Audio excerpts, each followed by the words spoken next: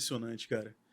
E a grande questão disso daí tudo é justamente como a gente reage. Porque como ele age nas nossas vidas, realmente, ele passa por essa aula que você acabou de dar pra gente, né? Agora, como a gente pode reagir positivamente em relação à questão do dinheiro, mesmo em momentos difíceis, por exemplo, quando vem aquele boleto e a gente não consegue pagar, o tempo tá chegando, a contagem tá regressiva, tá chegando aí o quinto dia útil, você tá chegando, tá suando a beça, e tu falando, caramba, cara, eu não vou conseguir pagar o boleto da escola das minhas filhas, cara. Sim, Como é que eu resolvo isso daí, cara? E vem aquele excesso de ansiedade, por exemplo, né? sim, Como a gente reage, ou como a gente pode aprender a reagir de uma forma, de repente, um pouquinho mais madura em relação à falta dele, né? sim. Esse é um drama muito grande na vida das pessoas, né? Todos passam por isso. Eu, você, todos estamos expostos a situações, circunstâncias que podem nos suprimir uma fonte de renda em algum momento. Um negócio que estava indo bem pode, do nada, uma mudança de lei, uma mudança de mercado, faz com que tudo isso possa ir por água abaixo. E no caso de alguém que tem um trabalho, ela pode perder esse trabalho por N motivos. E isso tudo pode acontecer. A grande questão é lidar com isso com protagonismo. Em que sentido? Você vai ter um fato superveniente, você tem uma circunstância adversa que você não tem controle. E aí você tem. Vamos criar aqui uma forma alegórica.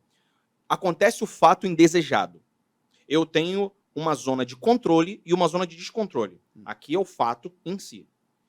Eu tenho condição de jogar para aquilo que eu tenho controle, e aí eu vou ter protagonismo para a resiliência, para a retomada, para me recuperar, para eu começar um novo caminho. Ou então eu tenho a zona do descontrole, onde eu tenho menos controle ainda. A única coisa que eu posso fazer na zona de descontrole é reclamar, é vitimizar. Ou seja, na zona de descontrole é a zona da vitimização. Cara, por que isso sempre acontece comigo? Poxa vida, logo eu. Poxa, na minha vida nada acontece, nada anda. E aí você vai criar uma série de discursos que não vai te ajudar em nada. Ao contrário, vai entrar no ciclo da autossabotagem, que tem várias fases cíclicas e que coloca você num loop de improdutividade e que pode te levar até para uma depressão, né? Ou então você vai começar a jogar para uma zona de controle. O que você tem controle? Cara, eu tenho algo que eu posso deixar de consumir, que vai tirar minha renda. Vou, por algum tempo, suprimir esse consumo. Vou me livrar de algum bem ou de alguma coisa supérflua que eu tenho para poder fazer uma reserva financeira. Você vai fazer uma série de coisas que você tem controle, né? Vou conversar com a minha família, vou encarar isso com responsabilidade, para dizer que, ó, nesse momento vai ser um momento de... Vão ser 7 anos de seca, mas vai vir um ciclo de 7 anos de abundância. E aí você vai poder, dentro da zona de controle, fazer coisas óbvias. Porque quando a gente fala de educação financeira, ô Rodrigo, a gente fica pensando que são planilhas, que são técnicas, que são conceitos, mas não, é o óbvio, cara. O que você ganha, o que você gasta. Se minimamente a gente colocar num papel, que seja papel de pão, o que você ganha, o que você gasta, você vai começar a tomar decisões óbvias.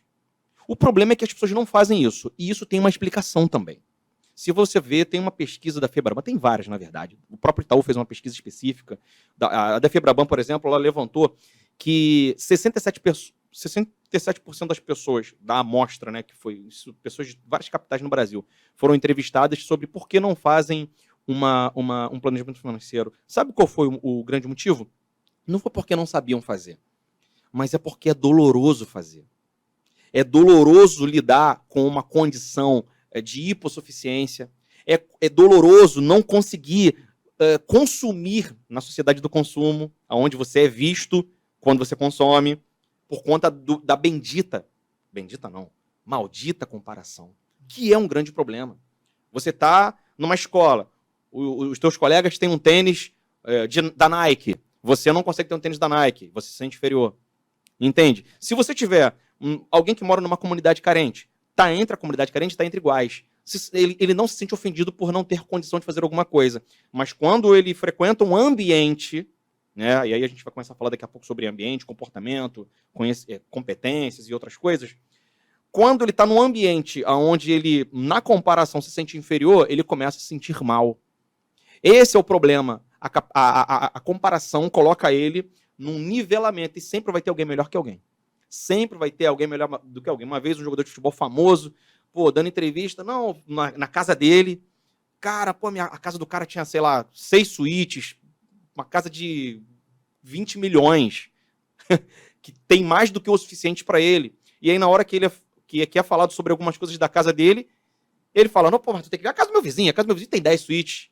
Ou seja, é sempre olhando a grama do outro. E olha que o cara que tá ganhando milhões por mês, já tá numa condição de hiperabundância, mais do que suficiente, mas ele tá olhando para a grama do vizinho. É uma questão de mentalidade.